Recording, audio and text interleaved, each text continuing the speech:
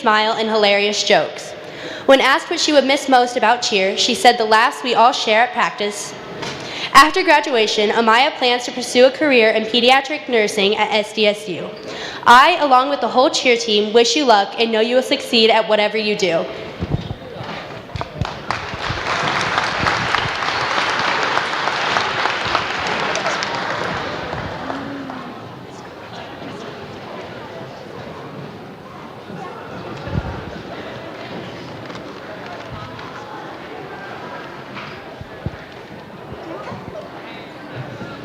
And now for the girls basketball seniors. Okay, to start out, we have Kylie Alexander, daughter of Jason Alexander, and Kelly and Steve Langenbaugh. My bad. Kylie. For those of you who don't know, Kylie is my older cousin. With that being said, I've looked up to her for the last 17 years. Literally. Since we were little, Kylie has shown me love and support in everything I've done. There are many pictures and memories of Kylie and I teaming up against all of our other cousins to win every game we've ever played. Through all of this, Kylie has had many younger kids looking up to her. I can't count how many times we've had little girls chanting her name in warm-ups or running into her arms after the games. So wherever life takes you after this, never lose those qualities that you have shown both me and countless younger girls of Hill City. We love you, Kai.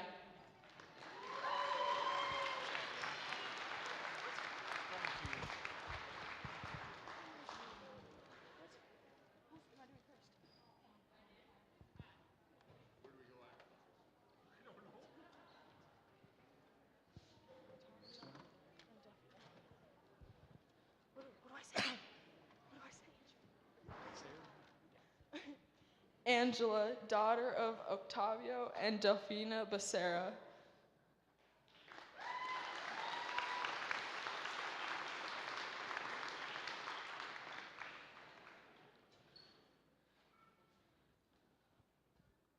Tonight we are gathered here to celebrate the incredible journey of our senior girls. Angela. This is the night we dedicate recognizing the hard work, dedication, and unwavering support that you have shown us throughout the years, and that you have been a basketball manager. You will always be a cherished member of our team as you move on into the next chapter of your life. We know you will continue and achieve great things. We wish you the best in your future.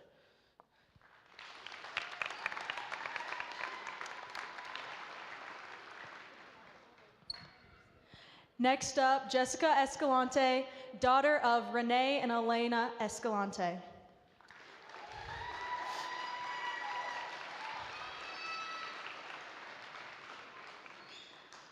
I am so glad to have had Jessica on my team. I think we all are. When I first moved here, Jess was one of the first people to approach me and make me feel completely welcome. I can't help but smile when I see her. She brings life to our team with her goofiness and keeps us on our toes with our sarcasm. Jess, I don't know where life will lead you after high school, but with your hardworking, friendly attitude, I have no doubt that your best days are yet to come. I only wish I could have had you as a teammate for longer. Love you, Jess.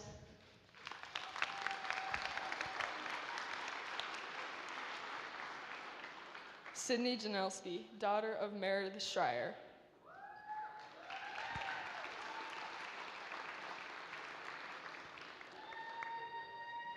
There's never a dull moment when Sydney's around. From her contagious giggles to asking to cuddle on the bus, she's always spreading joy wherever she goes. Although she isn't a player, she's always joking around about going and getting the extra jersey for her first game in years. When Sid isn't trying to commentate while doing film, she's on the bench with us being our hype girl. We all love you so much, Sid, and we can't wait to see where life takes you.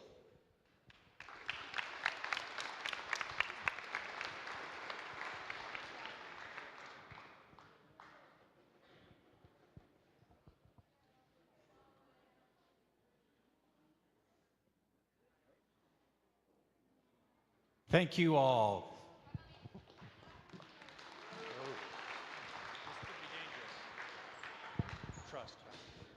Hi, everybody. So we have a birthday today. Jake, can you please come here?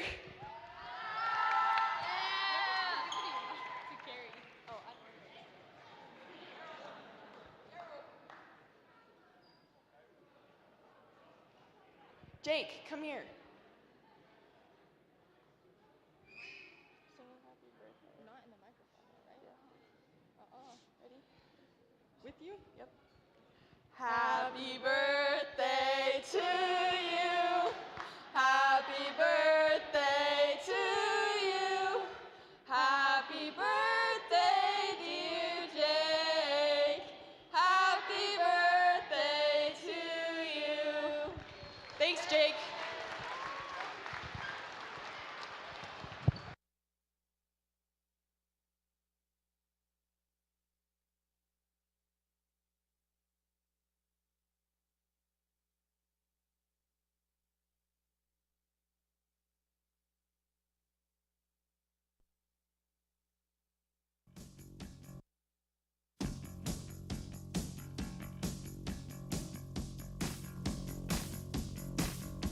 Here she come now, say moaning, moaning.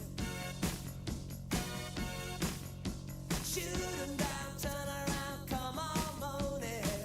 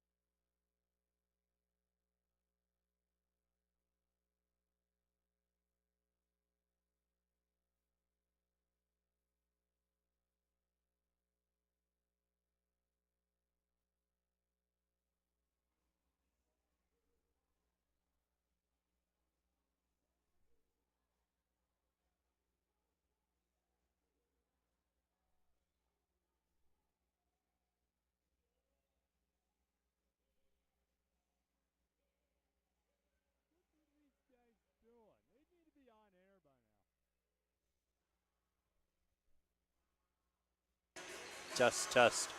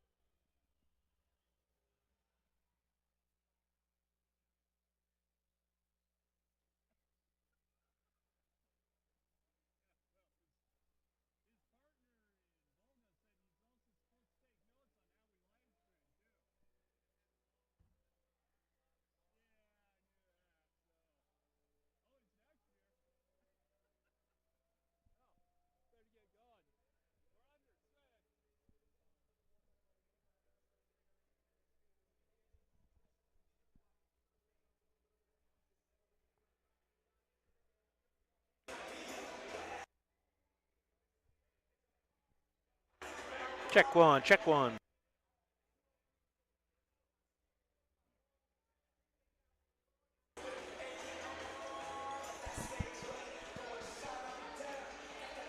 Good evening, ladies and gentlemen. Welcome to Coach Ginn's Court inside Ginn's Gym here in Hill City, South Dakota for a Region 8A girls basketball matchup in a winner-take-all scenario tonight between the 7 and 12 Custer Wildcats taking on the 8 and 11 Hill City Rangers.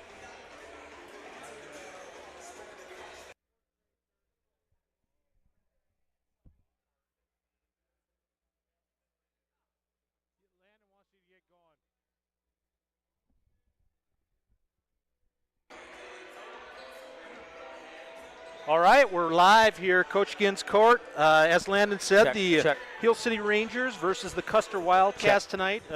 Last ball game of the season for the girls.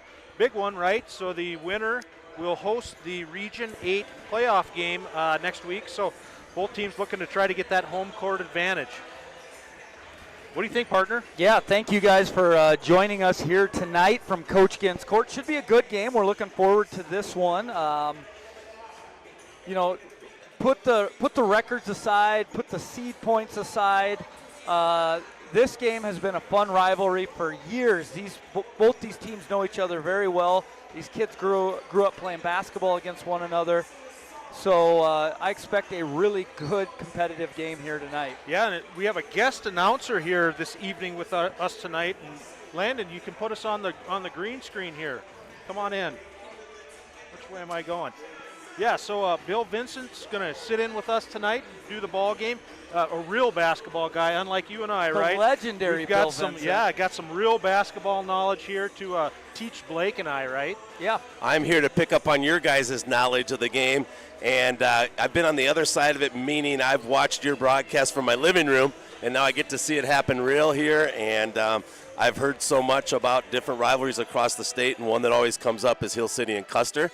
So with my son coaching at Custer, the opportunity happened with this being a rescheduled game to make the trip out. Yeah, awesome. Welcome. I was going to say, let's take a minute to talk about that. Your son coaches here.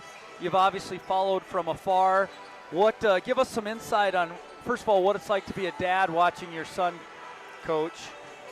Yeah, it doesn't get any different than when they're little kids heading to their first, whatever it is, their first t-ball practice, their kindergarten or whatever. You think that they go on to college, maybe that will kind of end, or on to their job, their livelihood, and you still have those same butterflies and wanting them to have success. And still your kid? Yep, exactly. Yeah, you want them to have success. Yeah, so welcome. We're excited to have you here tonight. And like we said, the real basketball guy. Blake and I just we usually just kind of invented as we go, I think, right? Yeah, we're not very good. If you're just tuning in, though, and you're not familiar with the Vincent family, Bill's a legendary coach, been to the state tournament 100 times.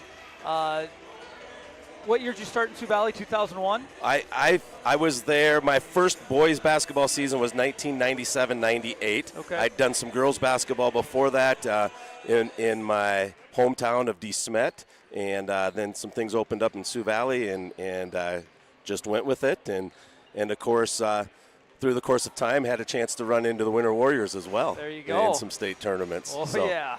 All right, so we're getting ready to go here, Landon. Do you have any slides we need to talk about before the game? We said the main thing I think is right, winner take all kind of a game.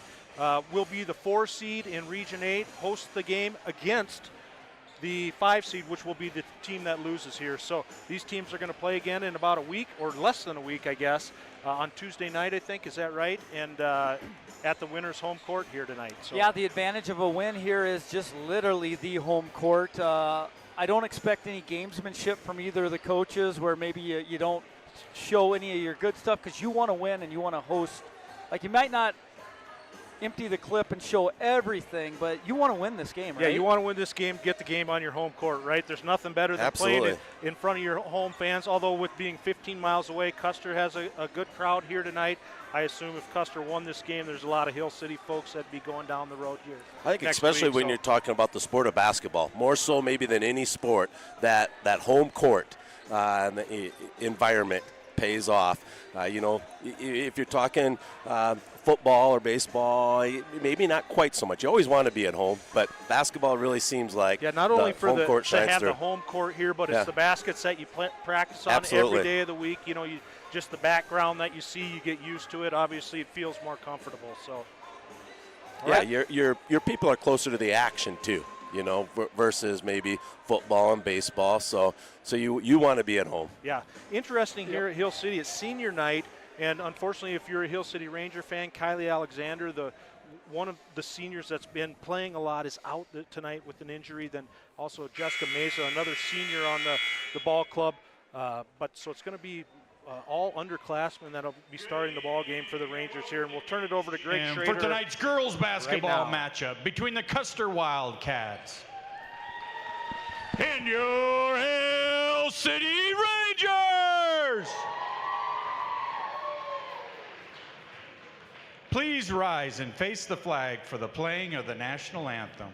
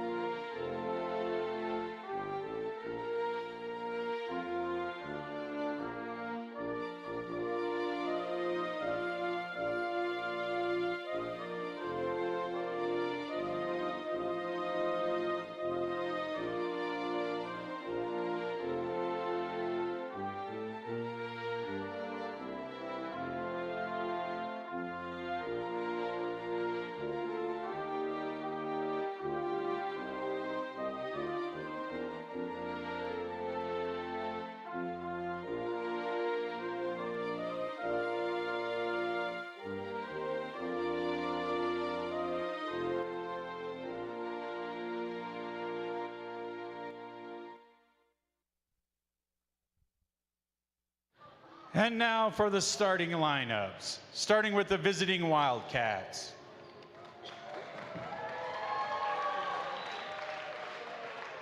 A 5'4" senior, number 5, Jordan Larson. A 5'4" junior, number 11, Kylie Ellerton. A 5'7" senior, number 14, Jordan Uphoff. A 5'10" senior, number 23, Maya Tennyson. And a 5'10" junior, number 32, Kiara Nelson.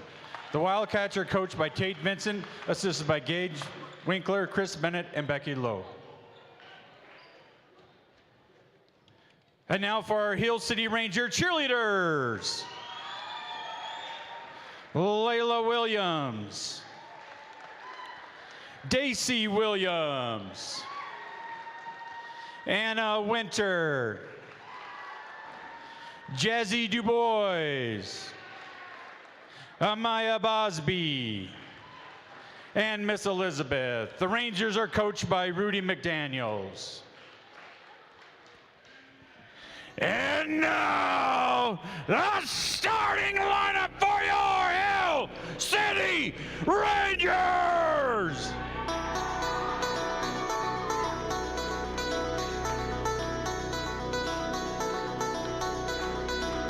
A 5'5" junior from South Rockerville, number 5, Daryl Vincent!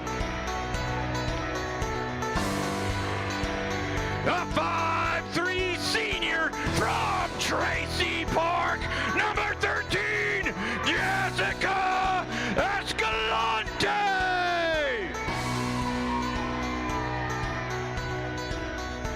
A 5'11" freshman from Enchanted Hills, number 15, Lily Ham! A 5'10" junior from Enchanted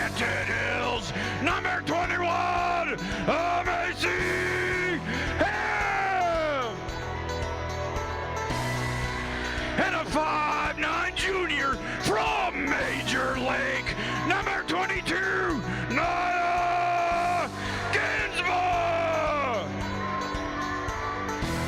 The Rangers are coached by Ann Eckert and assisted by Travis Sanchez-Steven and Cassie Willard. Let's play Ranger ball! All right, so getting ready to go here tonight.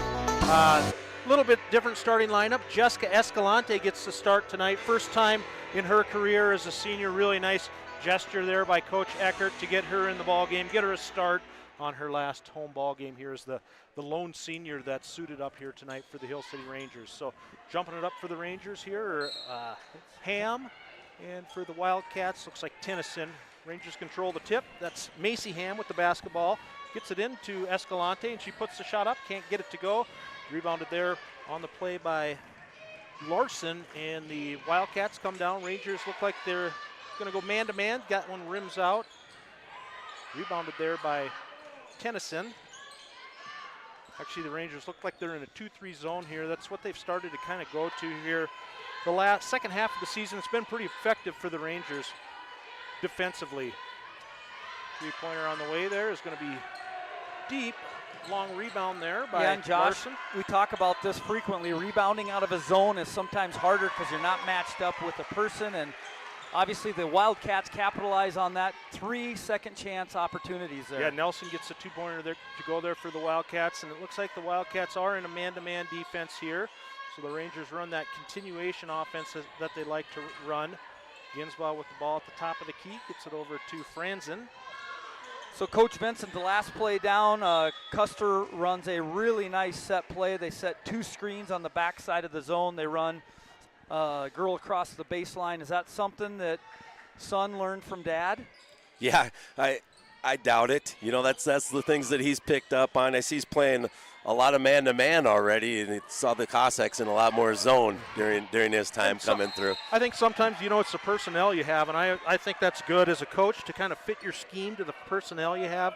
Don't try to jam those kids into a scheme just because you like it as a coach, right? There are different skill sets for each team. So. Absolutely. At the high school level, that's what we need to do. At the college level, a little different. They can do their recruiting for who they want, but there'll be a lot of familiar things between the Custer program and the Sioux Valley program. Yeah, nice up and in there by Larson. So quick start here for the Wildcats. They're off to a 4-0 lead, and they probably just some, you know, token, although that Larson, some really good man-to-man defense there. The press going to cause a turnover there for the Rangers. So sometimes just that kind of ball pressure can create some not only havoc there, creates a turnover, but just gets the other team a little bit trouble getting into their offense. So yeah, nice Lena defense Dean's there. going to check in. A nice job by the Wildcats of last possession. We say the 2 weak spots in a zone are the center of the zone and then the short corner. They actually hit both of those spots on the last possession. There's the short corner right there, wide open shot on that one. Larson knocks it down again. So 2 shots from the same spot there by Larson, and quick 6-0 lead here for the Wildcats. Yeah, Larson just very, very athletic. Uses her quickness to help her out. That's that back screen, and that ball's going to be turned over. Had it if you're a Ranger fan, but just a little bit outside the reach there of Franzen, and it's going to turn the ball over there to the Wildcats. Now, Custer's coming off playing last night, right, while Hill City was off? Hill City's been off, yeah. This game was supposed to be on Tuesday night, actually, and it was postponed because of the weather. So Rangers have had about a week off. I just think a lot of times, guys, when you've played the night before, you come out a little more game ready. But then as the game wears on, you lose the legs, lose some of that energy, and it becomes in favor of the team that didn't play the night before. Yeah, so if you are that team that kind of gets that start, you want to try to run out to as much lead as you can there. So Ginsbaugh with the ball on the wing gets it into Lillyham. Lillyham, a freshman, has gained more and more minutes here for the Rangers as the season has progressed, and she's done a nice job for the Rangers. She gets to the left side there, gets the layup to go in, gets the foul, so she'll get an opportunity for the three-point play here. Did you say freshman? Freshman, yeah. Nice looking freshman. Yeah, she's super athletic. Did a nice job, caught the ball on the top of the Hill City runs that inside triangle, kind of faked right and went to her left hand. And I think she's unique because even though she's right-handed, she finishes better on the left side. So the Rangers man-to-man now. Ginsbaugh guarding Tennyson. Good little back cut by Ellerton. Kind of a scramble there, but now the Wildcats do kind of control the basketball. Ellerton gets right to the rim. Can't get that one to go, and Lillingham with the rebound for the Rangers, and Franzen looks to push now. Gets the ball up to Ginsbaugh. Ginsbaugh will take the three-pointer. She can knock down that outside shot, and she's able to there. So if you're a Ranger fan, you like to see that shot go in by Nia Ginsbaugh. So 1-point lead now for the Wildcats. And like you said, the Rangers in that man-to-man defense. Shot on the way there is going to be no good, but on the weak side, nobody there for the rebound for the Rangers. And unfortunately, if you're a Wildcat fan, just can't get that one to go if you're Tennyson. And then that's that kind of frustration foul after you miss those two layups and you're just trying to make up for it. And unfortunately, if you're a Wildcat fan, commit the foul there. So that's 2 team fouls on the Wildcats here, 0 for the Rangers thus far.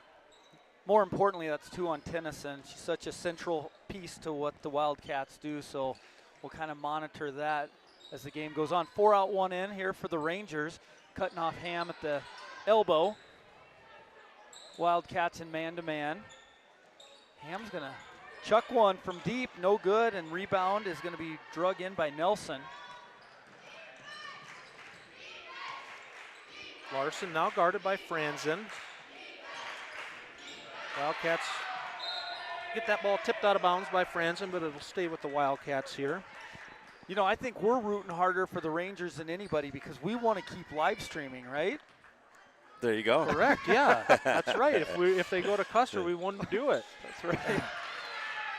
So pass break up there, stolen away by Franzen. She looks to push, crosses the timeline ahead to Dean, just a bit too high, and it'll turn back over to the Wildcats. So 6-5 Wildcat lead, just under halfway here in the first quarter. And the Wildcats look to bring it up the other way. Yeah, quick start for the Wildcats, but they've kind of gone into a little bit of a scoring drought here. Although Larson in the lane, who's got most of the Wildcat, nice back cut there and gets that one to go. Good look, good find. Nice cut by Ellerton, and Larson's able to find her on the backside there. That layup's good. So as soon as I say that, the Wildcats come back and score 2. That's 8-5 now, just over halfway through the first quarter. Ham can't get that one to go, but gets her own rebound. Can't get that one to go, and then Lillingham comes down with that rebound. Franzen will take the three-pointer, and that one goes. So those offensive rebounds, both teams now with a couple offensive rebounds that have resulted in points, right? Yeah, we like to call that a shoot till you score possession and get the mindset of getting to that glass. And same thing happened down here on this end. Another offensive rebound. We talk about it, and we've talked about it, right? The more shots you get, the more chances you have to score. So really keeping the opposing team off of those offensive boards is key. Oh, Macy Ham can't get that one to go, but then gets her offensive rebound again and gets that one to score. So, boy, I don't know, we haven't been keeping track, but how many points in this game have come on second chances? Second chance points. You see both teams transitioning well to their defense, so not a lot of fast break opportunities. So the glass is going to be one place people go to get their points. Yeah, great point there. Clear out one side, skipped across, and top of the key. Shot on the way is no good, and there's Lillingham, comes in one-handed and scoops up the rebound, and that might be the first one and done we've seen in a handful of possessions. So the Rangers look to possibly go inside here. That, again, triangle offense, moving side to side. Ginsbaugh takes a shot top of the key, and it is good, so she's feeling it. That's 2 for 2 on deep threes there, and the Rangers take their first lead of the game. Yeah, the Rangers have really settled in after that, 6-0 start by the Wildcats. Going to be a foul called there on offensive foul. Just kind of extended that arm. That was one I thought they were going to call on Dean. In my mind, I was thinking, ooh, that's close, just with that offhand. And the official just did call that an offensive foul. So those are always hard ones to take when you're in the coaching box because you don't really feel like there was an advantage, disadvantage either way. You kind of a lot of times like to see that be a play on. But if you're on the receiving end of that, you like it. Yep, so Andy Franzen will check into the first time. She'll give her sister Daryl a break. That screen and roll just outside the reach there of Nia Ginsbaugh, so it'll turn back over to the Wildcats.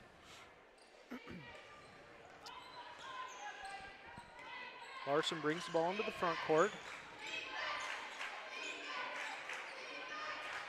Good hands there by Lillingham. Going to be foul on Ellerton. I think that'll be her second. Yeah, and Lillingham really has given the Rangers a nice boost here. Like I said, I think this is one of the first ball games she started this year. Come and done a really nice job for the Rangers, giving them some good minutes, both on the offense and defensive side of the court. She'll get a break now. Demi Schreier will check into the ball game for the Rangers. And team foul number 4 now, so we'll see if we see Hill City attack the basket a little more. Get even into that new double yeah. bonus. I call it new even though it is a year old. Macy Ham can't get that one to go. Yeah, nice rebound by Larson, pushes the ball ahead, shot on the way, no good. Hustle for the ball in front of the Hill City student body. They don't really like that, but I think that was the right call. It'll stay here from the deep corner inbounds play. What's your go-to here, guys? We always talk about this. Nobody ever practices getting the ball there. Maybe we should, because almost every ball game we say that. Yeah. You know, it's an unusual spot to get the ball. So Looked like the Wildcats had a little box set out of that, and I think that's pretty standard. Maybe that or a little give-and-go action from the deep corner. But this time it's knocked out, baseline out of bounds, and 1 minute to go, 3-point lead for the Rangers, and a pretty quick-moving ball game. Larson gets the ball in. He gets the ball into that short corner. Now the Rangers are in man-to-man, though. Three-pointer on the way, and that one goes. So Larson off to a real nice start for the Wildcats.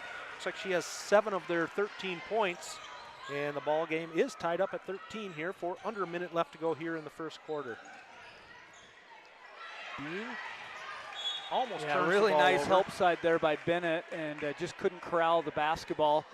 You know, one thing Custer's done a great job on the offensive end is, you know, it's the Jay Billis, right? Good teams rarely have to help.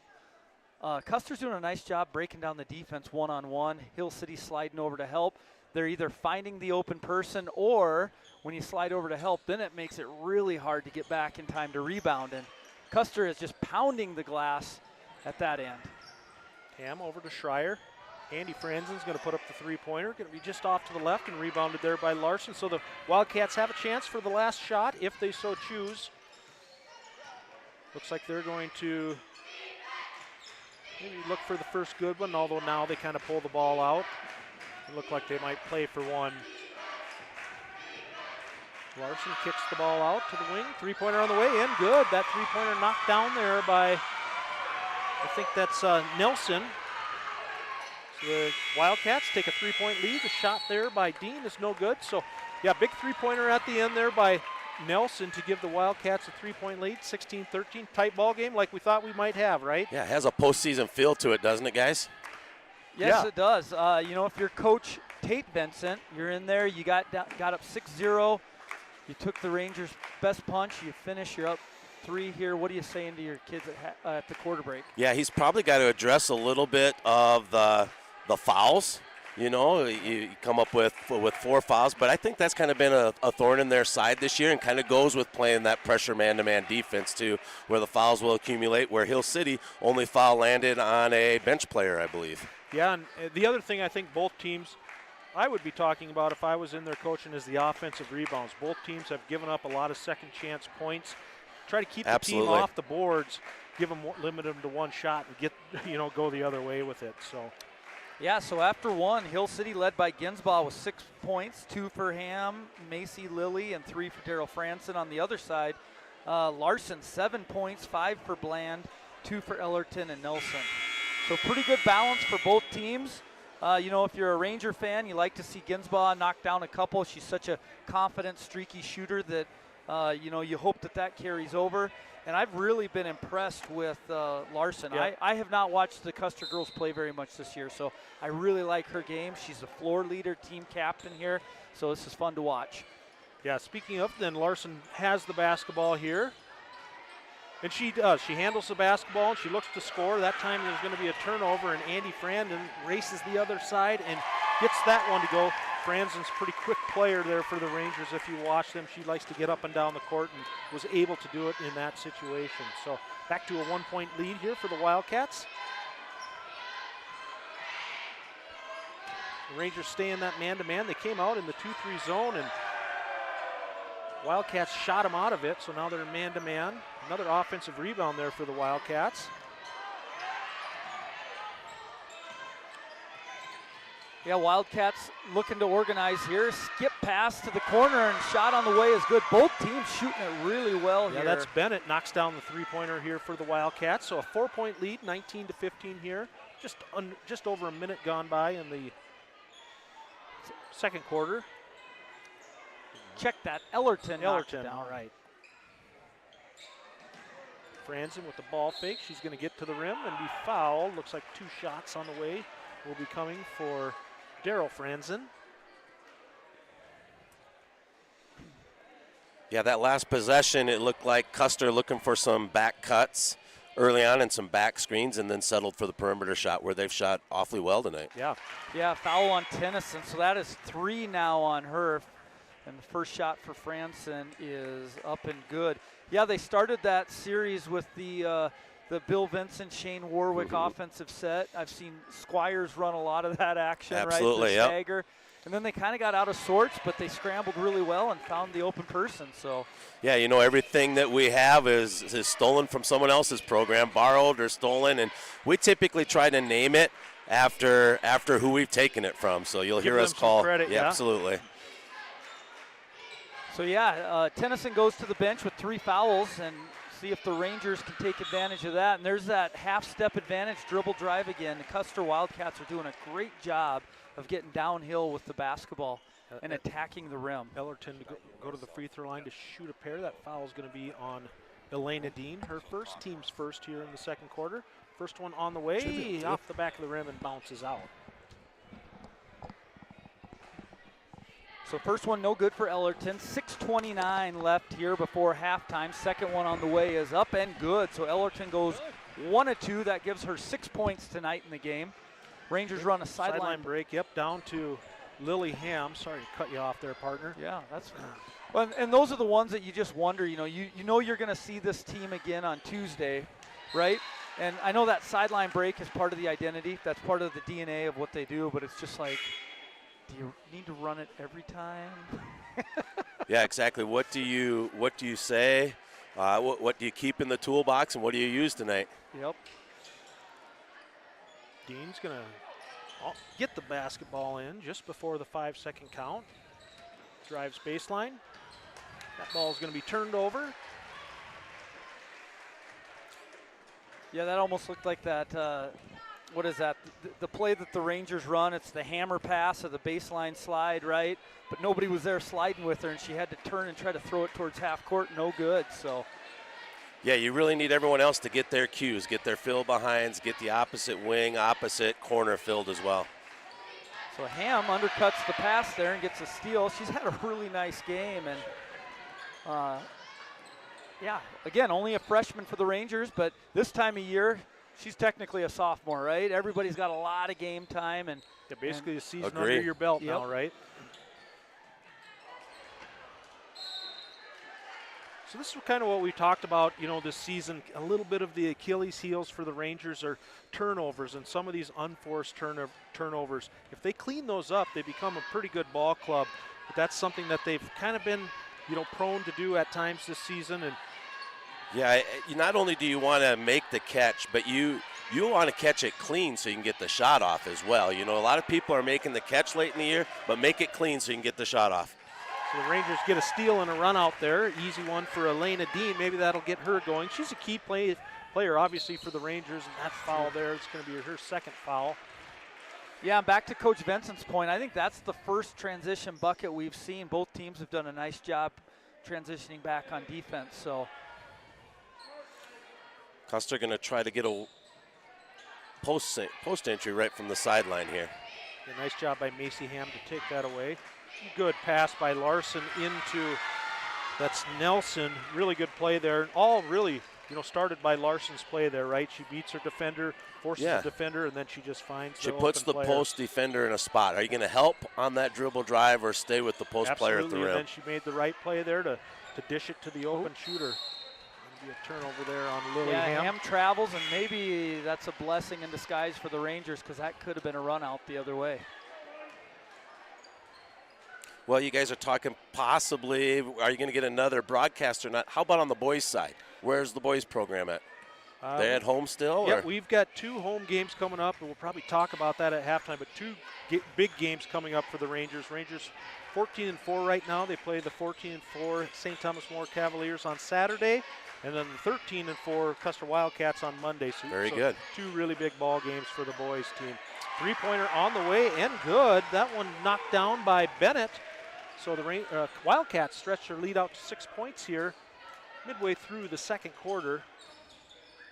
Dean gets the ball to Ginsbaugh, but that ball is going to be tipped away, and now here come the Wildcats. And a straight line drive and a bucket is up and good for Nelson, so that gives Nelson 6 points tonight. And Coach Eckert wants a timeout and talk about some things. Yeah, pretty good run here by the Wildcats. It was a 1-point game. They score 7 unanswered to stretch it out to 8 points now.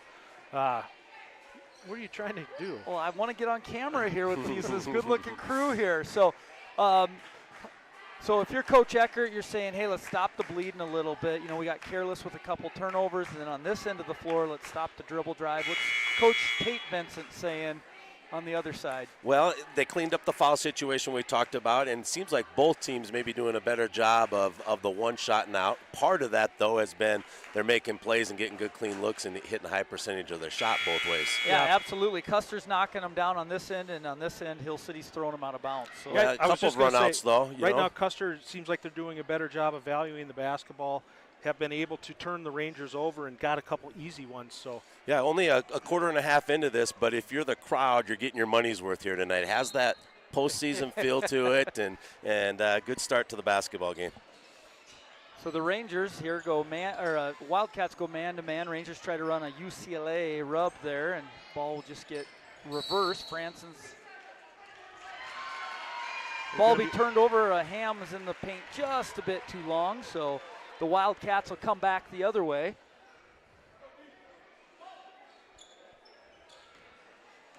Larson will bring the ball up the court for the Wildcats. Like you said, really nice player here, athletic. Looks like she's going to USD to run track, so you can tell when she's on the basketball court, she has just a little bit different level of athleticism than most of the other girls that are out there. 3-pointer on the way by Larson. Can't get that one to go, and Ginsbaugh comes down with a rebound for the Rangers. So Dean walks the ball up the court, crosses the timeline over to Schreier. Kind of an open motion offense here, just 5 out. Schreier kind of hangs out at the block that time. Chases it down, long rebound. Rangers run an overload on accident. Looked like our fourth grade boys run that play a lot too. That shot, a couple offensive rebounds there for the Rangers, and they can't get that one to go. Wildcats come the other way. Larson guarded by Dean. Shot on the way, can't get it to go, and Demi Schreier's going to come down with the rebound for the Rangers. So Ham brings the ball across. She's pretty versatile. You know, she can play in the post, but she can also bring the ball up the court and initiate the offense like she did that time down the court. Yeah, just kind of like a miscommunication on whose matchup that was, and she took advantage of it and drew the foul. Yeah, and I'm sure that'll drive Coach Tayt Vincent crazy. Like, that's the building block of defense, right? The very first thing is just call ball and stop the ball, right? Yep, absolutely. Ham shot, going to rim off.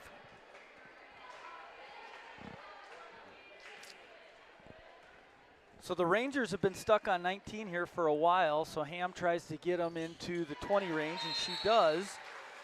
Yep. So 7-point lead for the Wildcats.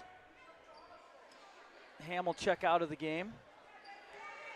Important for Hill City to just close the half well here. Who's going to win the last 2 minutes of the half? Yeah, that's such an awesome point, and it sounds so easy, right? But it's just the little things in the game here. And, you know, good teams finish quarters, they finish halves, and they finish the game. And if you're Custer, you're saying, let's stretch this baby out. Let's get it to double figures. And if you're the Rangers, you're saying, let's cut it to 2 or 3 here going into half. So that'll be a foul on Lillingham. That's her first. And it's team's third. Larson to inbound the basketball, gets it out to Bennett. Can I ask you, Coach Vincent, what are some things that you prioritize? You know, we always do say that. Good teams finish halves, right? But what does that mean? What's the measurable goal there? Yeah, you know, it's a lot of talk, I think, and you want your team to be thick-skinned, tough with the ball, and understand clock and score situations as you're coming to the close of a half. There we go. That's the secret sauce right there. Josh, we would have been a lot better coaches back in the day if we had that. If we had a real coach to coach with us. Dean up and in. Nice steal and finish by Dean there.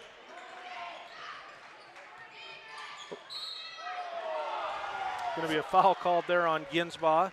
Crowd didn't like it. Looked like she got just a little too much body on the drive there. It's going to be the 4th team foul, so now the next foul by the Rangers, and the Wildcats will be shooting the double bonus. You know, the last possession, the Rangers got a steal and a run out. Here's another one that's going to be a steal and a run out. Yeah, really nice hustle by Ham there, and good way to run the floor. Dean can't get it to go, though. But I was just going to piggyback on Coach Vincent's comment about toughness, thick skin, right? But I think sureness with the ball is really important this time of game, too. Yep. Like, you don't want to give your opponent any momentum, any easy ones. And on the flip side, maybe you crank up your defense a little bit here late in the quarter, late in the half to try to get some of these easy ones because the Rangers are on a little run right now. Yeah, nice move there by Demi Schreier, kind of up and under, and was able to lay it up off the glass. It's been all transition for Hill City this quarter in terms of points on the board. Yep. And the Wildcats needed that big shot there by Bland to stop a little bit of a run, and that's 7 points for Bland. 1 minute left here before halftime, 5-point Wildcat lead. This is fun, guys. This has been a good, well-played game. Yeah, like you said, fast-moving game, have been fairly clean. So the Rangers are moving the ball around the perimeter. Deep three by Franzen, no good. Good job of clearing out there by Bennett. Starts the fast break. Larson going to go right to the hoop and draw the foul. Yeah, I don't think I would like being in that position where Schreier is, where you're one-on-one with Larson coming at you. And she's a really good player. And if I was a Vegas odds maker, I would say she's either probably going to score or get fouled almost every time. Yeah, she really wants to get her shoulder on you and get you beat downhill. Maybe get one domino piece to fall, then see where the help side's going to come. She's pretty good at that stuff. Of course, when you're that athletic, it's a little easier to be good in that category. So the first one goes in, 6-point lead for the Wildcats, make it 7, 36 seconds left here before halftime. So Larson now 9 points in the game, and Franzen brings the ball back across half court. Custer, with only 2 team fouls this quarter, could elect to be pretty aggressive here as the quarter closes. Yeah, good point. Step through by Ham, and that's one where we talk about a lot. You know, the Rangers had an opportunity to try to play for one. They played for their first good shot, but now what this does is gives Custer the opportunity to potentially score, but nice defensive play there by Franzen, and now the Rangers look to push. Franzen going to get the ball out to Schreier. Going to get a look. Yeah, and Ginsbaugh is going to shoot the three-pointer at the buzzer, almost can't get it to go.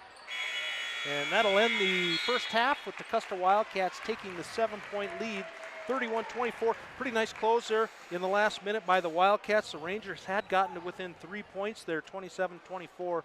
They finished with a 4-0 flurry to stretch that lead back out to 7 points. Yeah, Coach, we talked about it. You know, there's really 2 schools of thought down the stretch. Do you try to just play for one shot when the shot clock's off, or do you just take your first best shot? What, in your coaching, what's the philosophy? Kind of like you guys mentioned earlier, you know your team best and know what they're capable of when you put your system of play for the season together. And same thing, you know, are we capable of having ball security, ball sureness to finish that out? We saw the first quarter, Custer maybe shoot a little early from the corner 3, and Hill City get an opportunity back. And then we saw at the end of the second, Hill City just elect to keep attacking. Of course, they did get one more steal and almost got a run out as well. So it's hard to tell. You got to know your team when you're down there in the coaching box. It's an interesting situation, and one that I think I've kind of changed my thinking on as we've started to do this. I always thought, hey, if you can score, why not score, right? But I've seen too many times where you take that shot a little bit early and it rims off, and then the other team hits a three-pointer at the buzzer, and it really swings the momentum. It's the philosophy, hey, the worst we're going to be down is 5 or whatever you are. Worst we're going to be up is 5. We get the last shot, we make it, we go in with all the momentum. where the other direction seems like it's happened too many times to us where you shoot a little early, the other team goes down and scores at the buzzer, and that momentum really shifts. So.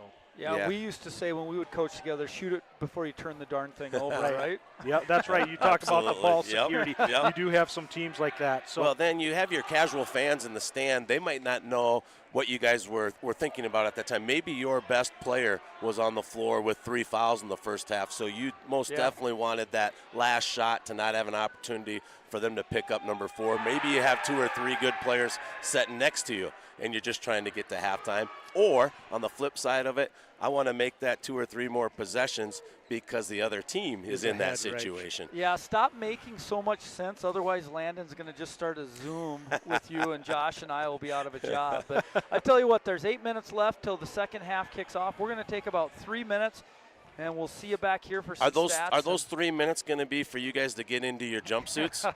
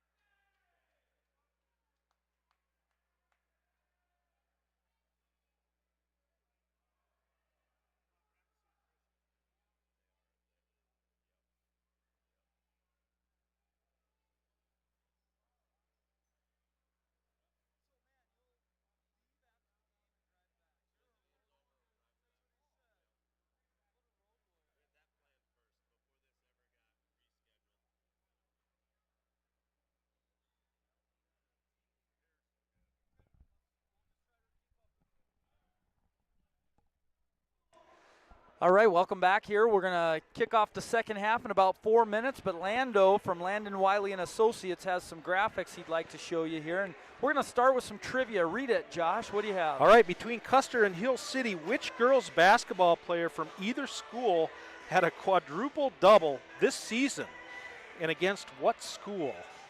A quadruple double. I am going to go. Oh, Coach Vincent is muted.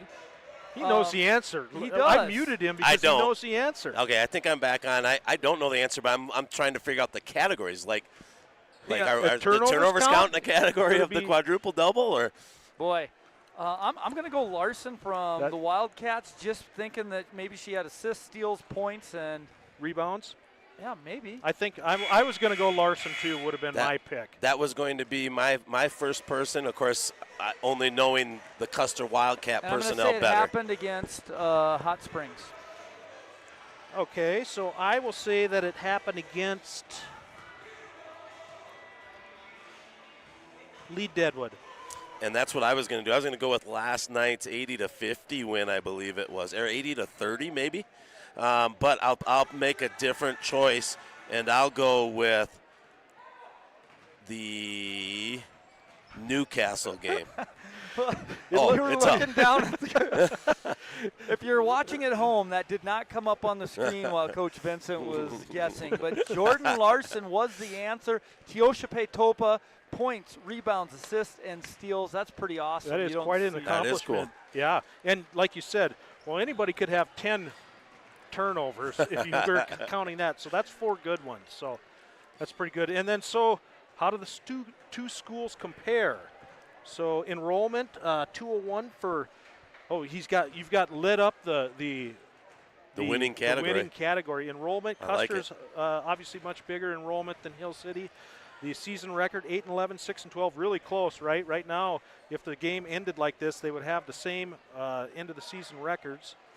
I think, right? 7-12 and 7-12. Yep. Correct. Yep. Seed points, and this would flip-flop if Custer wins this game. They would actually have more seed points. That's why they'd host the next game. The points per game, pretty darn close, under a point difference. Points per game allowed. The Wildcats allow a few more points than the Rangers, but pretty close all the way down the line there, really. That's why we have a 7-point game. Kind of feels even a little bit closer than that. You can see why that is with the statistics there, very even across the board. Yeah, I would think both teams are shooting better than 25%. That was going to be my question, yeah.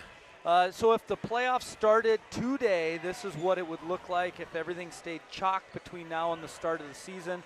STM would be the 1 seed and get the bye. You'd see that Custer-Hill City matchup. I think everything will stay pretty consistent except for that 4-5, depending on this game. Could flip-flop, and then obviously the winner of that game would play St. Thomas More. Really 3 pretty solid teams in Region 8 and girls. St. Thomas More Cavaliers, Rapid City Christian, and Belle Fourche is, a pretty decent team too. So getting ready to start the second half. 2 ball clubs that, are looking to be right around 500 on the season this year, and that's why they're the 4-5, right in the middle of the pack there in Region 8. And, that home court advantage in the regions, like we talked about at the beginning of the ball game, a big plus for the winning team here. So if it's you guys in those locker rooms, what are you doing for adjustments coming out here to start the third? Yeah, Blake, you go ahead. Well, that's not fair because I was going to ask him. I was going to frame it that you've had like a 7-point lead a lot of times in your career in a big game that you just got to win and you got to milk the last 16 points. What I'm saying, if I'm Coach Vincent, is it's a long game. It's 0-0. Don't get tight. Yep. Don't start worrying about, holding the ball too much. And if you're the Rangers, you had a little bit of success, kind of lightning in the bottle, 3 or 4 straight possessions where you were able to use your defense to create offense. Try to capture that again. Get out in the passing lane. And Coach, what do you have? Any differences there? I agree. I think you're spot on there. I think you really sell your kids on the first couple minutes of this third quarter. So we'll see what happens. The Rangers start with the basketball. Elena Dean, guarded by Larson. Wildcats come out in their man-to-man defense here. Ginsbaugh. This ball almost tipped away there, but controls it. So Dean now Yeah, Tennyson back into the game for the Wildcats. She's only logged probably 2 or 3 minutes in the game, so she should be pretty well rested here. Ham, 3 on the way, no good. Good battle there by Ham and it looks like Nelson. Yeah, really good work. We said it in the first half, Lily Ham has given the Rangers some really solid minutes, some hustle minutes, just like that. Just keeping that ball alive for the Rangers. That ball is going to be turned over. Now the Wildcats look to push with Larson leading the break. Good recovery defense there by the Rangers for a second, and then the Wildcats get the ball right down in the paint. That's Nelson, knocks it down for the Wildcats, so they stretch that lead out to 9 points now. Dean directing traffic there, and back cut by Franzen, but then kind of runs into Ham and will turn the ball over to the Wildcats again. Yeah, no, it looks like the Wildcats, more so than even the Rangers, they're looking to push the ball. They're playing with a little bit of tempo. So, again, kind of goes back to what we said. There's still 16 minutes, a lot of basketball, and I've seen more teams lose games trying to, milk it away instead of just being aggressive and playing until the final buzzer. Yeah, and that's Elena Dean's 3rd foul now. So, looks like Andy Franzen's going to check in for Dean here. The Wildcats run just the dribble weave there. Looking for the lane. Gets to the rim, can't get it to go, but they're going to come down with the offensive rebound. Reset their offense.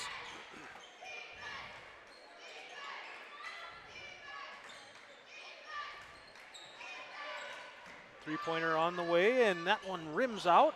Nice box out there by Macy Ham to secure the ball for the Rangers. I think that foul is going to be called on Nelson. So you guys may or may not know this. Saul's Media also picked up tonight's broadcast and is carrying the game through his connections with Mr. Wiley over here and stuff. So you guys are being broadcast through a couple different YouTube so opportunities we've got here people tonight. that have not heard us before listening. That's scary. Shout out to Volga. We're sorry we are not better. We have told a lot of the Hill City Ranger fans that you know where that mute button is.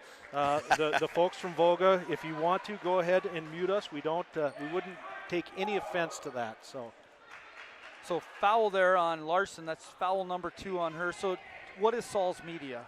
So Jason Salzman is just went out on his own after being in radio and decided, hey, this was an avenue where he saw high school sports going.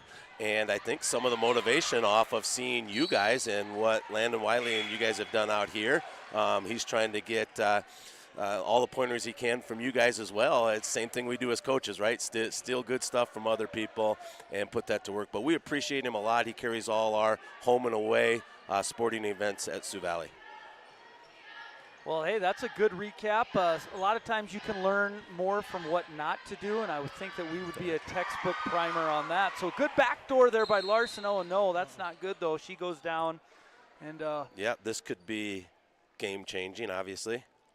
So Larson scores on a backdoor cut. That gives her 11 points in the game, and it puts the Wildcats up 11, and you hope that it's not anything major, just maybe a small tweak, and she can walk it off and get back in there. But in the meantime, checking into the game, it looks like is Bennett. So the Wildcats right now will go Bennett, Ellerton, Tennyson, Nelson, and Upoff. Wildcats going to need every bit of that 11-point lead when you lose a player like that. Yeah.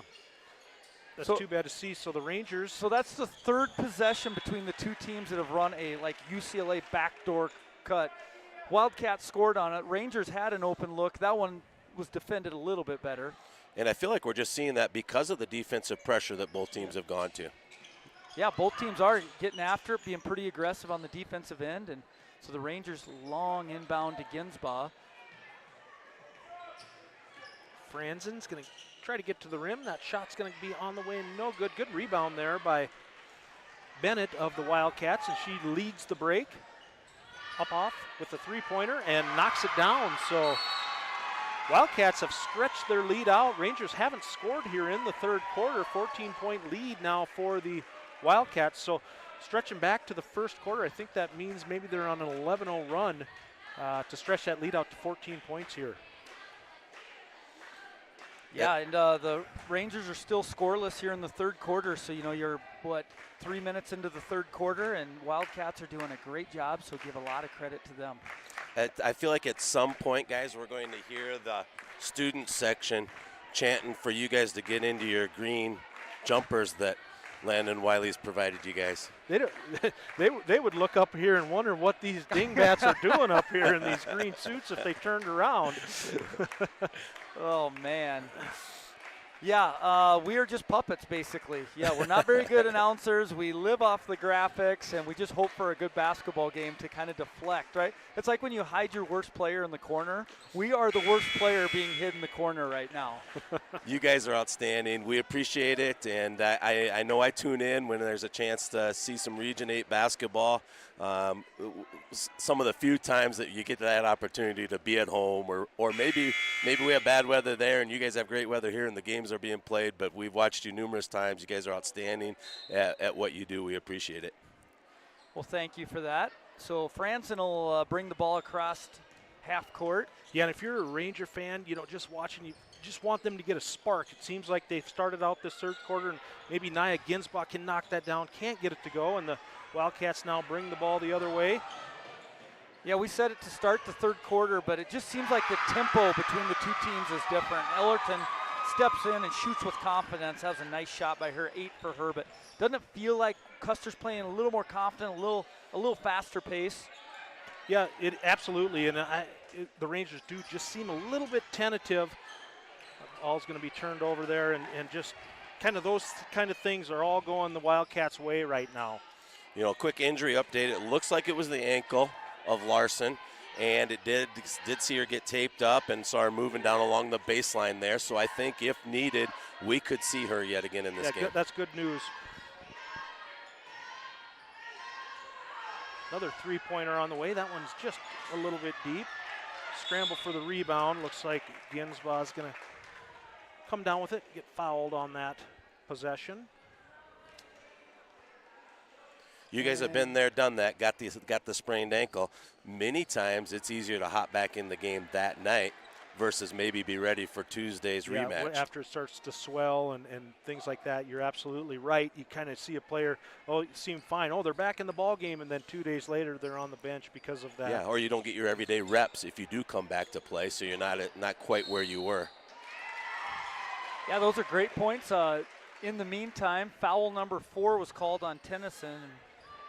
I mean, that's just a tough one for her. It was a scramble for the loose ball, and she ends up picking up her 4th foul, so she goes back to the bench. And the Rangers elect for some full-court defense. I kind of like that call just to change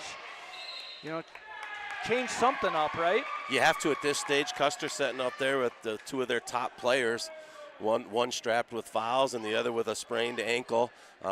You got to make that run. You got to remember, too, Custer played last night. At what point can you get on their legs and make a run at it? Yeah, that's a great point. It's not showing right now on the defensive end. The Rangers are still scoreless over 4 minutes here into the third quarter. So Custer doing a great job on the defensive end. And as Coach Vincent said, it looks like Larson is going to be checking back into the game, possibly, if the refs allow them in. Yeah, I think the official was saying 2 shots, and also Elena Dean standing there. Should I go to the free throw line? Lowe is also checking back into the game. So, all right. So the Rangers will inbound the basketball. Ginsbach going to get to the free throw line. That shot is up and going to roll off. Just kind of that night for the Rangers here right now. Shot on the way, going to be rebounded by Dean. Dean looks to push. Franzen. That one pops out. And the Wildcats, Larson's going to come down with the rebound here for the Wildcats. Yeah, I was going to say, guess who? Larson on the rebound there. So the ball will be centered. It looks like Coach Vincent wants Larson to come get it and organize the offense here. So Larson guarded by Franzen. Shot clock at 15, a dribble handoff. Skip back, shot on the way is up and no good. Big rebound by Ham, and the Rangers look to push the ball with some tempo here. Yeah, great read defensively by Ellerton. She overplayed Dean. Dean jabbed. She kind of did the old bluff and retreat with her. So 2:30 to go, 16-point lead. What do the Rangers got to do here, Josh, to get it going? Well, they got to figure out a way to get a bucket, right? You're 3/4 of the way through this period and haven't scored yet. So somehow you got to find a way to score. If you want to have a set that you have, to say, hey, here's our favorite way to get a basket. It's probably the time to do it. Get to the foul line. Got 4 fouls on Custer. Shoot some free throws the rest of this quarter. There it is. You called for it. Three-pointer on the way and good. Ginsbaugh knocks it down. So see if that breaks the lid. And obviously Custer right back here, they can stem that little tide that the Rangers have here. It's going to be a foul call. That's going to be the 4th on Elena Dean now. Only 2nd team foul. Both of the team fouls here in this quarter are on Dean for the Rangers. So Andy Franzen will check in for Dean. In for the Wildcats, checks Jordan Upoff. Wildcats inbound from their baseline. Third play around. Upoff gets right to the rim and knocks that down. It's a play that it's one that we see all the time, and as a coach and I think as a fan sometimes you're like, how does that play work? It works every time. You think the players would realize that it was coming, but pretty hard to guard if it's run correctly. Another three-pointer on the way by Ginsbaugh, and going to be a timeout called there by Coach Eckert. So back to 12 points here for the Rangers. A couple big threes, obviously, for the Rangers. Their only points of the quarter only points of the quarter thus far. Yeah, we talked about trying to get it going. Ginsbaugh answered the call, right? Steps in, 2 really confident shots, real high arcing, and now if you're Coach Vincent, I'm sure you're saying like, hey, she's a dead red shooter, get out, close out on her. But what's he saying to the Wildcats here? Yeah, I think he's probably discussing the back-to-back threes that they just hit, like you mentioned, but what are they going to come out defensively? If you get momentum like that and call a timeout, you obviously must be setting up a press or a change, something to continue that. Otherwise, you don't typically see the timeout because you want the momentum and the energy that's been called. So expect a press to be set. That's exactly what I was going to say. This guy is so smart, ladies and gentlemen. Yeah, it looks like the Rangers come out exactly in that, and it looks like we'll see if it's a 1-2-2 press or a man. Yeah, 1-2-2 press here. So they're going to look to trap that first one, and going to be paid off. Yeah, not quite a turnover. Going to create a tie-up, so it'll stay with the Wildcats, but. Yeah, I think right now that's just what the Rangers need, something to speed the game up for them offensively a little bit. It just everything seems a little stagnant. We talked about the three-pointer back-to-back by the Rangers, but you do have to give Custer credit. They came right down after the first one and got a quick 2. Let's see if they can do it again here. They still kept the pace where they wanted it seemed like. So clear out on the right side for Larson. Dribble drive knocked away by Franson and stolen there by Ham. So the Rangers will come the other way, down 12 with 1:15 left here in the game. Ginsbaugh's had the hot hand, the only 6 points for the Rangers this quarter. He's going to move the ball around the perimeter, guarded by Larson. Upoff now, and Ginsbaugh goes to work in the post, and she'll draw a foul. It looks like it'll be a foul on. We'll see who they call that on. Yeah, pretty nice post position there by Ginsbaugh. Pretty good defense, really, by the Wildcats, but the pass was just perfectly placed. It was a kind of a tough pass with a player over top and underneath there, but just perfectly placed, and Ginsbaugh will go to the free throw line here to shoot a pair. So first one. Yeah, the last couple trips by Custer there, you saw them try to create ISOs. They used the Iverson cut over the top on the last possession. The possession before, the flare screen out of the Lincoln look to get that. But now you're looking at Hill City, back to what we said at halftime. They should extend the possessions now. They've got Custer in double bonus so they can get to the foul line. So Hill City right now, being down 10, wants possessions at this stage, I believe. Yeah, and just even the last 2 possessions when Custer has been bringing the ball, Custer has retained the possessions, but 2 tip balls by the Rangers. You know, you always talk about tip balls equate a lot of times to steals if you keep doing that. So just to kind of up the intensity for the Rangers on defense here. There's another tip ball, Josh. So the ball gets swung around the perimeter and backdoor there by Larson. Good read. Yeah, and Custer there on the sideline, back to kind of that dead corner situation we talked about early in the game. There they got the ball in a kind of a pinch post area and had a flare screen going out the backside. So a different look than we'd seen from a lot of teams this year out of that dead corner. Yeah, so we'll see if they run that third player around again. They got a layup on it last time. Kind of looks like they're setting up for it. Inbound it quickly before it developed. Now Larson's shot on the way and gets it to go. So pretty good defense there. That just better offense to be able to knock down that shot with a hand in the face. She has played well. Yeah, 13 points tonight for Larson, and every time they have needed a play, they've went to her, and she's come up aces for them. So back to the foul line. Yeah, interesting, Coach. You had said it, or get to the foul line, get to the free throw line, and you do that by just dribble driving to the basket if you have that opening. Macy Ham did a nice job of it right there, and she'll get an opportunity to shoot a couple free throws. First one short. Bend your knees and get your heels up. Find the back of the rim. Never leave a money putt short, right? There you go. Right, Blake? We just went golfing this last weekend, and how many money putts did you leave short? A lot of them. Golfing. So golfing. You guys are golfing out here already? Yeah, it's nice weather here. Days. Shot's going to be short, rebounded by Ginsbaugh. Yeah, and Custer Now runs the that Rangers sideline. have a chance to push if they'd like. Macy Ham does just that. She's going to get to the free throw line, going to be called on the floor, but Hill City in the double bonus now, so Ham will go to the free throw line to shoot 2 more here. And that's 3 fouls on Larson. Once again, a chance to get points with the clock stopped and to get your defense set. Yeah, it's a great point. Ham just 2 of 4 at the free throw line. She has 4 points tonight. First one on the way is up and good. That looked more like a Macy Ham free throw. She's been a pretty good free throw shooter for the Rangers this year. That one looked much more in rhythm there for her. Second one going to be short. Fight for it, brought down there by the Wildcats. So clock at 5 for Larson.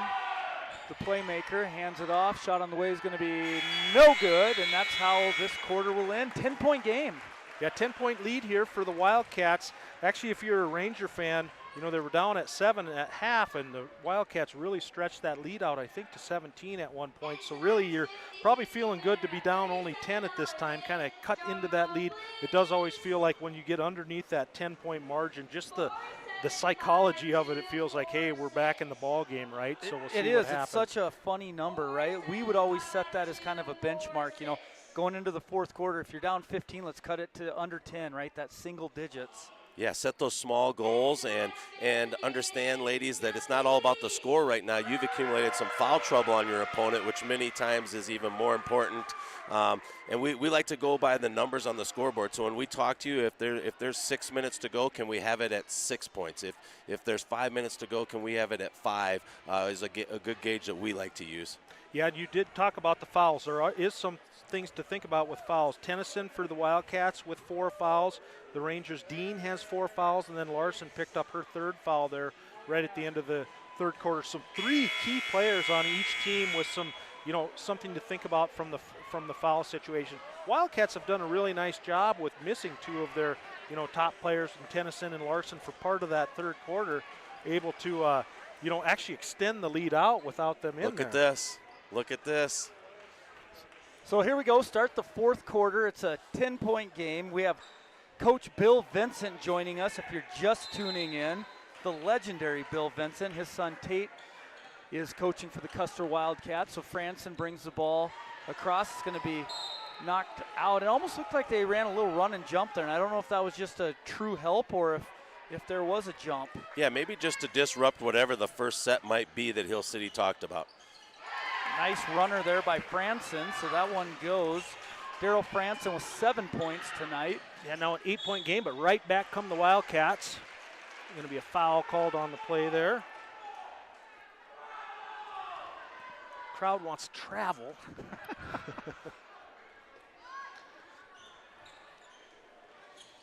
Wildcats inbound the basketball.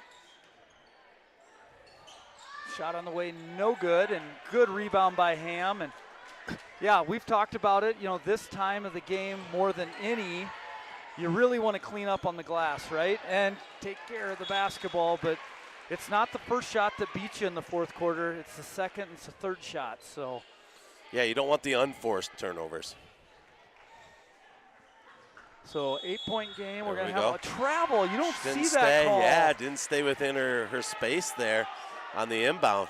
That's one of those rare calls, almost like a 10-second call on a free throw. Absolutely. I've and only, I think, seen one in my life. It was Luke Wells from Crow Creek in the 1999 state basketball tournament. That's fantastic. Was Winter in that tourney? I feel like Winter's first tourney run was that 2001, or broke a long stretch of region championships for Coach Drake, yeah, right? I love that knowledge. Yeah, it Yes. was the first time in 32 years that Yep. Winter had been to the state tournament, so it was a pretty big deal.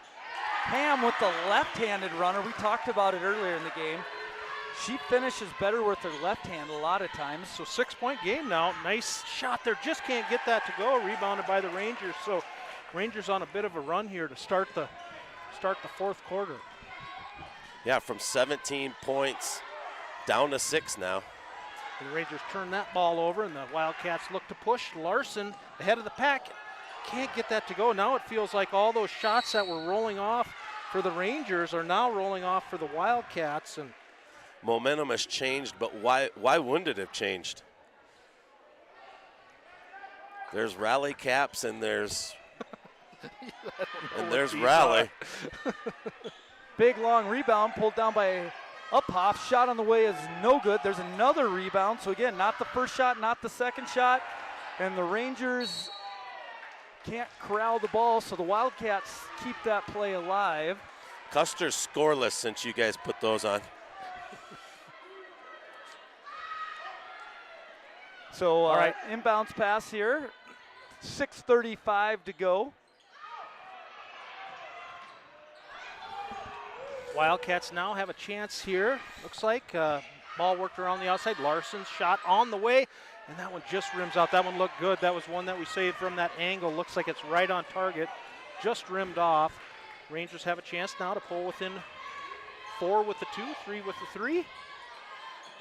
Franzen's going to drag that back foot there, so that'll turn the ball over. So we talk about 6 points with 6 minutes, right? Yep. Hill City Rangers are Right close there. to that pace here after being down 10, and this pressure has given the Wildcats a little bit of trouble. Larson over to Uphoff, and that one is good. Nice three-pointer there to kind of stem the tide by Uphoff. Is that their first bucket of the quarter, correct? That was the first bucket of the quarter. Yep, 8 points for Uphoff here, and stops the run for the Rangers. Rangers go the inside triangle. Ham, hard drive, throws up her left hand, and Ham is Gets it to having go. a game. Yeah, she really is. She 7-point lead now for the Wildcats. Larson over to Uphoff. Back to Larson. The Rangers switched to a zone there, I think. Yeah, Uphoff hits another 3. So 2 big three-pointers there for Uphoff here in the fourth quarter. Stretches that lead back to 10 points. So if you're a Ranger fan, you feel like, well, we're right back in the ball game, 6-point lead, and boom. Back to that 10-point lead that started the fourth quarter. Answer. Three-pointer answered there by Lily Ham, the freshman. Like you said, tonight she's kind of put the Rangers on her back a little bit this evening. Here's Tennyson's going to kick to the corner. Ellerton shot on the way is good, and it is like Pleasantville here. Everything you throw up is going in. So I guess after a pretty quiet start for the Wildcats, 3 straight three-pointers, and the lead stays at 10. Ham just going to work there, and that ball's going to be kicked, and it will turn over to the Rangers. Subs coming in here, Schreier and Dean for the Rangers, while Bland comes in for the Wildcats. Yeah, so fourth quarter things that you're looking at. Are you creeping your way to the bonus, so in case you have to put the other team at the line late in the game, and your timeouts remaining, and where your fouls have landed? All important things there for the 2 coaching staffs.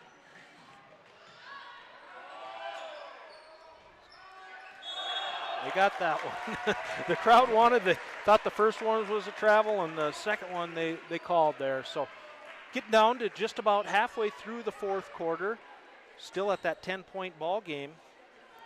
So the Wildcats really have done a nice job of kind of stemming that momentum that felt like was going the Rangers' way right back to that 10-point lead that they started the fourth quarter with here. Absolutely, and I'm sure Coach Vincent, you've seen it before. You know, a little bit of pressure and you get tight and maybe you lose some games that way. And I'm really proud of the way the Wildcats have responded here, because it would have been easy to just have a whole meltdown, right?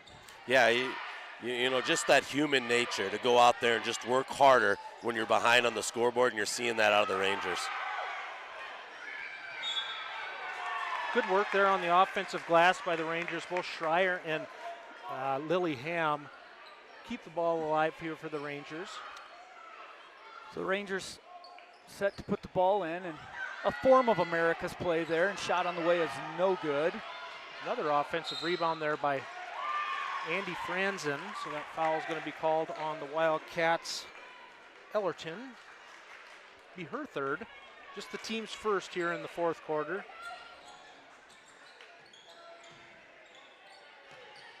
Ginsbaugh rips over the top, shot on the way, no good. Big rebound by Tennyson.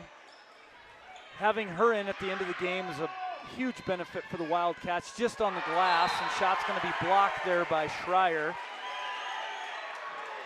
Again, that's one of those, you know, just, I grew up playing for a fundamental coach, and everybody goes, oh, they blocked the shot. Well, guess what? You just blocked it out of bounds, and it's still the Wildcat ball. Look at this. So we have the floating heads here today. It's actually, it would be better if they could see what we were wearing.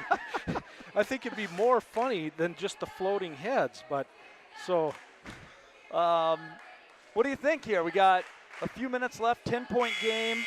I'm sorry to my wife. She said if I put the green suit on, I was sleeping on the couch for a week. So This is fantastic. All right, we got a 10-point game here. Like we talked about, the Rangers really came out in that fourth quarter with a run, and the Wildcats were able to respond. You know, stretch that out to 10 points again, and looking to try to take it home. The winner of this ball game gets the first round region home game. yeah, 3.5 minutes left to determine who gets round one at home. So the ball will be inbound here and moved around the perimeter.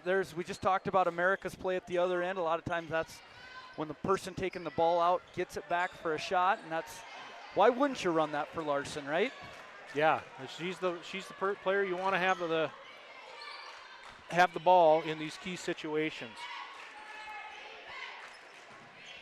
All right, Rangers look to work the ball around the outside. Yeah, still a lot of time if you're a Ranger fan, 3 minutes to go, but you want to have a little bit of tempo, a little bit of urgency, and Ham with a great dribble drive, can't finish. Good help there by the Wildcats. They look to run, and Tennyson gets the ball, centers it to Larson, and now I think Coach Vincent's saying, okay, take a deep breath here, you're fine. Get the first good shot, and there it is. A reverse layup, my favorite shot in basketball. Uphoff having a really good fourth quarter, 8 points in the fourth, 13 in the game. Ginsbaugh's three-pointer on the way. He's going to rim out, rebounded there by Larson, and Larson's going to be fouled on the play. Not sure if that will go against Ham or Franzen.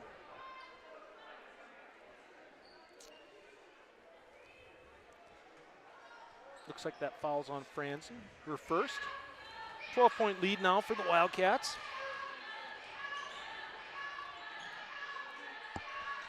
Wildcats want to play inside out here, it looks like. Uphoff has had the hot hand and continues.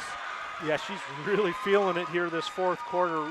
Really, you know, almost single-handedly kind of stemmed that run that the Rangers had. Hit 3 3-pointers and a 2 in this quarter alone. Yeah, she has 11 of the 14 Wildcat points here in the fourth quarter, and Ginsbaugh shot just deep off the back, rebound by Ham, going to work. Uses her body really well along the baseline, and Tennyson's there to corral it. So under 2 minutes to go. The clock becomes your friend if you're a Wildcat fan. Yeah, and you kind of got the feeling after that early run to start the fourth quarter, and then Custer responded, that Hill City had just kind of settled in with, okay, we're going to keep a lot of stuff now for matchup number 2 on Tuesday night. Yeah, very well could be. Larson's going to get hit by the Ginsbaugh there. That'll be a You know, I can remember, Coach, 1998, I was a freshman in high school. We played a similar scenario. We played St. Francis. The game was in winter, and they sat their top 8. Yep. We went in and we just thumped them. And then we hosted. So you wouldn't think you'd want to give up home court advantage, and they brought in their top 8 and just thumped us. It was a different ball game, huh? I mean, you hate to say it, but high school kids are that way. It's like, hey, we just played these guys 3-4 days ago. We beat them, you know. Yeah, that, and you're probably not going to see the same set of officials, you know, so style of game that's called would change. Just lots of factors go into it. You know, just think of tonight alone. What's the sprained ankle going to look like on Tuesday night? Yeah. I mean, give Custer a ton of credit here. They came in this big ball game, and they played a really nice ball game. They earned that home court next week, and so. Just a quick shout out, Jamie. We did put the floating heads on. Lex, sorry. I hope you missed it. Hopefully you did not get a screenshot. But thank you to everybody who's tuning in. We really do enjoy it. Landon does a great job. We're just honored to have legendary Bill Vincent here with us. And Franson off to the races for the Rangers the other way. She'll be fouled by Ellerton. I'm just honored to have some great picks on my phone of the floating heads. So say, those people who missed the moment, it's here, it's on my phone. How much money would you like?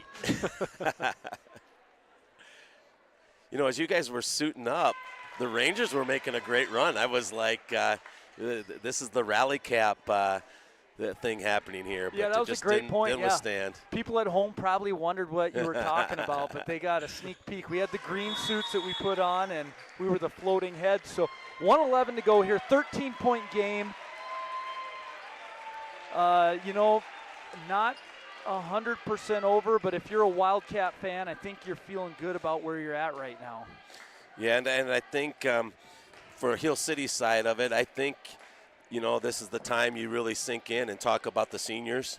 And their senior night was at one in uniform, some injured. I was keeping out of uniform. But one senior, Kylie Alexander, who obviously is normally a starter on the team, injured. Don't know the status of her injury. If she'll be able to be back on Tuesday, it would be a big boost for the Rangers. Absolutely. If she was able to play for them.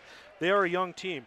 Every girl, rather than Jessica Escalante, who played just the first couple minutes, is an underclassman on this team. So, you know, we talked a lot about, well, they are young. They've had a season under their belt, but the whole team is going to be back next year. So that gives you some, you know, something to look forward to if you're a Ranger fan. Obviously, the season's not over yet, but you think about, wow, every girl out here that's really got substantial minutes is going to be back on the court for the Rangers next year. So, a very exciting future, and what a setup. I just feel lucky to have got to experience the Custer Hill City rivalry and to get to see this gymnasium. You guys are spoiled. You have a great setup here. yeah, thank you very much. We've been here now, Blake, what did you say, for 16 years? So sometimes we lose a sight of how awesome a facility it is. It really is when you step back and take a look at it like that. So Larson off to the races here. It's going to be stolen by Dean, but Uphoff retains it. Ball is going to be skipped to the corner. Ellerton, deep three is no good. One of the rare misses tonight for the Wildcats as Franson looks to push the other way. Dean takes a look. She'll shoot a three and just short. Kept alive by Ham to her sister Ham. And it looks like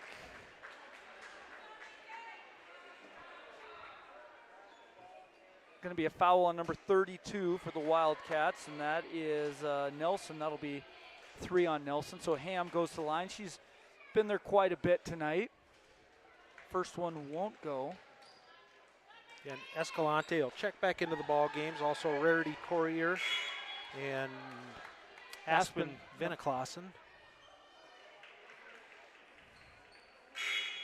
And Demi Schreier. So 1.5 second differential between game clock, shot clock. We'll see if Hill City tries to apply some pressure. You know, there's really 2 ways to look at it. One is just let them run the clock out. The other is, hey, there's still 36 seconds, go play hard, right? And so looks like the Rangers will apply a little bit of pressure. Custer almost looked like they wanted to run a sideline break there. They get it to half court, organized. Larson will take the ball. Give and go, nice cut. You almost want Uphoff just to shoot that thing. She's been so hot tonight. She had, just in the fourth quarter alone, she had 3 3-pointers and 11 points. She had 5 going into that, so 16. Yeah, Custer in a situation now where they can just red light this, more than likely, inbound it, and chin the basketball. Red lighted. Okay, I like that. My little brother and I, we call it turtling it. And I think gotcha. red light is better, right? Yeah, like we use the light system, so if we're in green light, we're still just playing basketball. Yellow, we're looking for layups and horse shots and free throws, and red light is no shot. All right, and that will do it here. So the Custer Wildcats come into Coach Ginn's court here. Down the Hill City Rangers 58-45. That's a big win for the Wildcats. That gets them to 8-12 on the season. That's where also the Hill City Rangers will end their season at 8-12. But the biggest thing about this is now that means that the first round of the Region 8 playoffs will be next Tuesday, hosted at Custer. These same 2 teams will play, like we said. So looking forward to see what that one turns out like. You know, we always say it's hard to beat teams 2 times or 3 times. You know, it's going to have to beat a team 2 times in a row. 2 teams that I think, you know, are probably pretty evenly matched. So it'll be an interesting game next Tuesday. Yeah, and it finished being a 13-point game, but it didn't really feel like it was a 13-point game, did it? I mean, I know that it was 10 for a while, then Hill City went on a run, but I just thought it was a really entertaining game. We've seen 13 or 15-point games where they're borathons, and this was a really good game. Yeah, the game had good flow to it. It didn't seem like a lot of stoppage of play, even though there were your turnovers and fouls, but it just seemed like it flowed. The referees probably contributed to allowing the game to flow both ways. I think Custer shot extremely well. It'd be tough to duplicate that, but probably coming off the confidence of last night's game, and with Hill City down a player and Custer getting a little banged up tonight, be some interesting basketball for everyone to watch next Tuesday. Absolutely. For the Wildcats, Uphoff led the way, 16 points. Again, 11 those in the fourth quarter when they really needed it. 13 for Larson, 11 for Ellerton, 8 for Nelson, 7 for Bland, and 3 for Bennett. So really good balanced scoring. A lot of different kids scored there. Do we want to give Coach Vincent the honor? So at the end of each game, we have no authority to do this. Or a budget, but we do it anyway. We give out a mythical fake game ball. We actually don't give anybody a game ball. We don't really give them anything except for we award a player a game ball for each game. So for the Wildcats, we'd like to let you award the mythical fake game ball for tonight's game for the Custer Wildcats. Okay, it does not have to go to the home team. We give one to You'll give one to each team. I mean, since they're fake and they're free, we just give them away like candy. Okay, so I really liked Larson's game. I thought she controlled things, but I think she's done that probably all year, though, as well. I like how she came back into the game, the toughness to get the tape on the ankle and come back in. Of course, Uphoff's late fourth quarter can't go unnoticed, so I don't know if there's game balls, but my game ball is going to you 2 guys for giving back to the game. It's great to have former coaches on, giving the knowledge to the viewers at home and the young kids that tune in and watch. I think it's great when people don't just step aside and get out, they give back to the sport. So I appreciate you guys for that. We appreciate that. It almost looks like we set that up to get the mythical fake game balls to ourselves.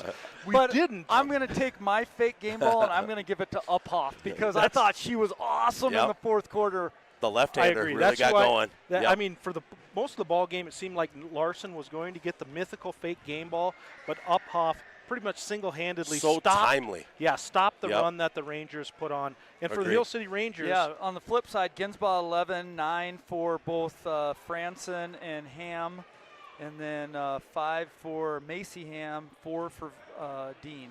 I really liked Ham's game. Yeah, that's who on the Hill City Rangers side, that's who I really liked to give the mythical fake game ball to. I think she was all awesome, around the best player. But, like, Ginsbaugh, I mean, like, that was the game where the lid came off the rim, and it was so good for her to see that. So. Yeah, so no more girls basketball for Blake and I this year. Since the Wildcats won this, they'll be playing next Tuesday night. But tomorrow, a big one, we talked a little bit about it in the second quarter, the St. Thomas More Cavaliers come into Coach Ginn's court to play the Hill City Rangers. Both of them come in with a 14-4 record. A big ball game for both teams. Two really solid basketball teams.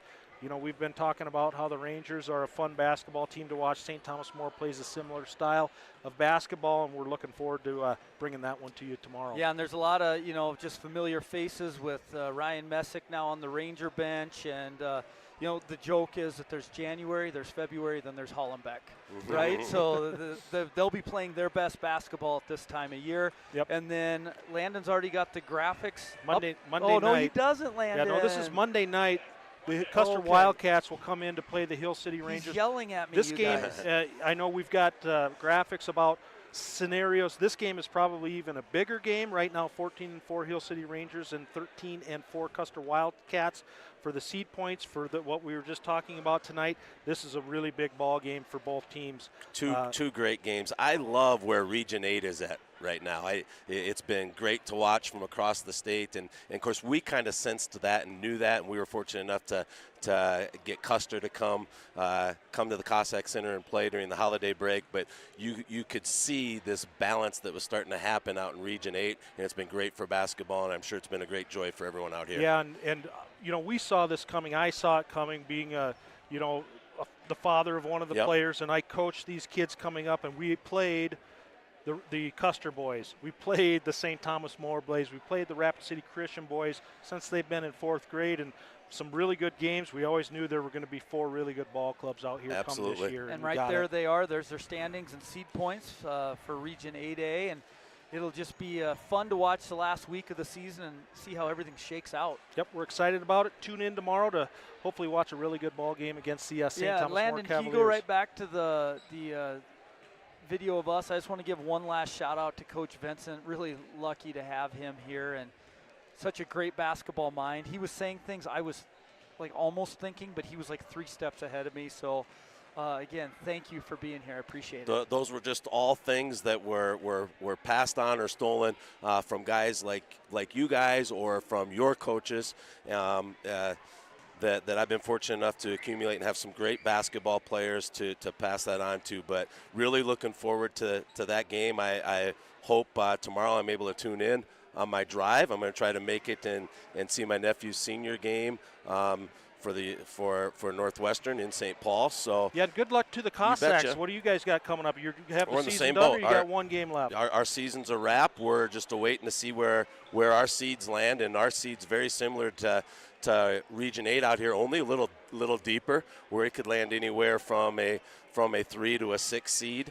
All of a sudden you play teams you've already played earlier in the year, and you get yourself ready for, like you talked about, for March. We always like to say that February discipline brings March toughness, and we hope that we're ready to compete with the best in the state. All right. Well, good luck to you, and thanks for coming on with us you tonight. Guys. It was fun.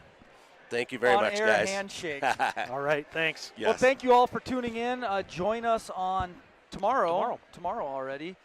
Should be a great game. That's all I have. All right, good night, everybody. Good night. Oh, yeah, guys.